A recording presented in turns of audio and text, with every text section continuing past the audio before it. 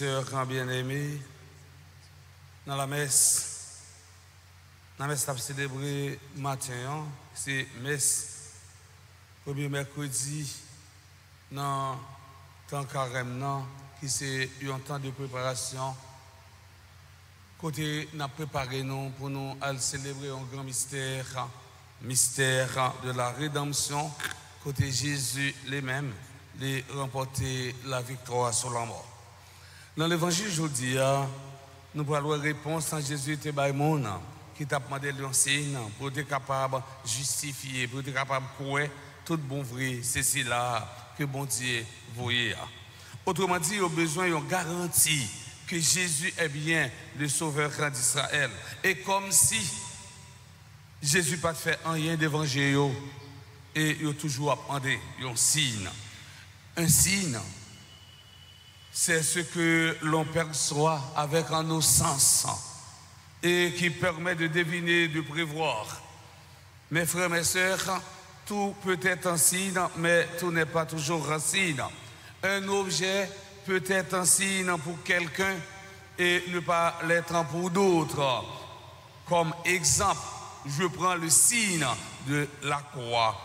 Pour bien comprendre ce texte, il est nécessaire de situer ce texte dans son contexte. Il faut l'antépresser autour de Jésus, il rassemblé bon côté Jésus et il réclamé un signe, c'est-à-dire une manifestation de la puissance de Dieu.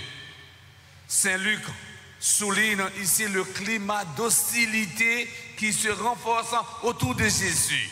Le peuple auquel Jésus s'adresse dans ce message d'évangile ne lui fait pas confiance. Dans sa réponse, Jésus lui-même était utilisé un ton très dur. Pourtant, il a dit, cette génération est mauvaise. Cela nous fait penser à la génération du désert qui avait réclamé de nouvelles preuves de la puissance de Dieu. Le psaume 95, les versets 9 jusqu'au verset 10, nous rappellent cela. 40 ans, leur génération m'a déçu. Quand vos pères m'ont tenté et provoqué, et pourtant, ils avaient vu mon exploit. Ce texte est un rappel à la conversion basée sur des exemples vérifiables et incontestables. Jésus citait deux figures emblématiques. Eh bien, pour le baillot, une réponse. Il citait figure Jonas et Salomon. Jonas, vous entendez, dans le premier morceau de la Bible, côté, eh bien, Jonas était en mission. Jésus se réfère à l'exemple de Jonas, car Jonas était le prédicateur le plus efficace de tout l'Ancien Testament. Jésus dit à la foule, cette génération demande un signe, il ne lui sera donné que le signe de Jonas. Qu'est-ce que le signe de Jonas? Pourquoi Jonas a été un signe pour les habitants de Ninive?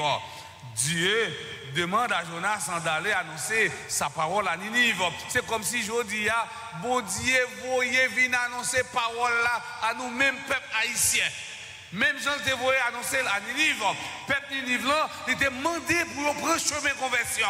Je dis, nous-mêmes, peuple haïtien, nous avons besoin de prendre chemin conversion parce que bagaille là pas capable d'aller comme ça. Il n'est pas capable de continuer comme ça. C'est sang qui a coulé. C'est rancune, c'est guerre.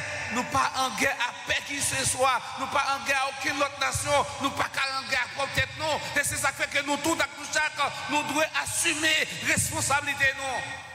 Pour nous dire, prends chemin conversion. C'est pour nous convertir. Pour bon Dieu, pas détruire. Pays, même gens, étaient détruits Sodome et Gomorrhe. Même quand c'est pas dans le même contexte. Jonas t'es prêt à annoncer parole là à mon Ninive, habitant Ninive. Parce que habitant Ninive, c'était païen, mais aussi c'était un peuple qui était agressif. Même je dis, nous sommes peuple haïtien, mais nous sommes peuple agressif. Il y en a gommé à l'autre. Ce n'est pas français qui a gommé avec haïtien. Ce n'est pas américain qui a gommé avec haïtien, mais c'est haïtien avec haïtien. Mais nous tous avec nous chaque, nous n'avons pas responsabilité, nous. Nous n'avons pas responsabilité, nous. Parce que c'est petit nous qui avons goumé. C'est frères nous qui avons goumé. C'est amis nous qui avons goumé. Mais comme chrétiens, nous avons une mission pour nous porter parole là-bas, pour nous dire, c'est pour changer, c'est pour changer façon. On suspend fait Haïti tourner en l'enfer pour les propres Haïtiens. Jonas s'est refusé, Jean texte l'a dit dans le premier mot sur la Bible. Mais il a passé 3 jours dans votre poisson. Poisson t'a rejeté le beau l'enmer Ninive là. Côté bon Dieu te voyé là. Ensuite, Jésus fait référence avec Salomon. On reconnaît la sagesse inégalée Salomon. Une sagesse, personne pas jamais capable d'arriver, égaler. L'histoire de la reine de Séba qui était venue d'une terre lointaine pour écouter la sagesse de Salomon est un exemple convaincu, un roi chapitre 10. Il y a ici bien plus que Salomon. Cela nous montre l'importance de la parole de Dieu. Parole là capable de changer cœur non. Parole là capable de blesser cœur non. Parole là capable de permettre que la vie nous transforme. Et souvent dire, parole là c'est Jésus même. C'est Jésus même. Quitter Jésus envahit cœur non. Porter Jésus by l'autre pour le capable envahir cœur l'autre pour le capable transformer yo. Jésus nous appelle à changer nos vies comme les gens de Ninive l'ont fait quand Jonas est venu leur parler. Le signe de Jonas, c'est le signe de la résurrection de Jésus. Cette parole aujourd'hui s'adresse à chacun et à chacune d'entre nous. Sommes-nous aussi une génération mauvaise qui réclame des signes et tentant de mettre Jésus à l'épreuve? Est-ce que j'attends qu'il fasse quelque chose de spectaculaire pour moi? Dieu n'est pas un problème à résoudre, mais un mystère à vivre. Dieu n'est pas ni une proposition à prouver, mais Dieu est une personne à rencontrer. Dieu n'est pas une énigme à résoudre, une équation à solutionner ou encore un secret réservé à certains initiés.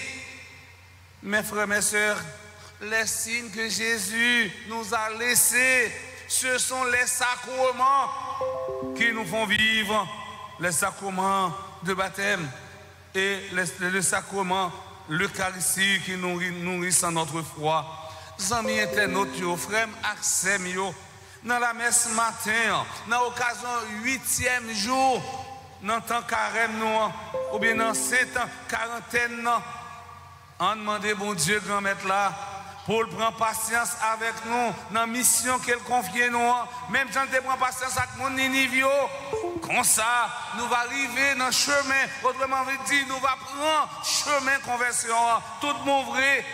Étant, nous avons marché dans l'espérance, dans l'église synodale, qui a mené nous dans la grande fête là. La cap mené nous dans la vie qui ne peut jamais finir dans nos papas, avec petit là, avec l'Esprit Saint.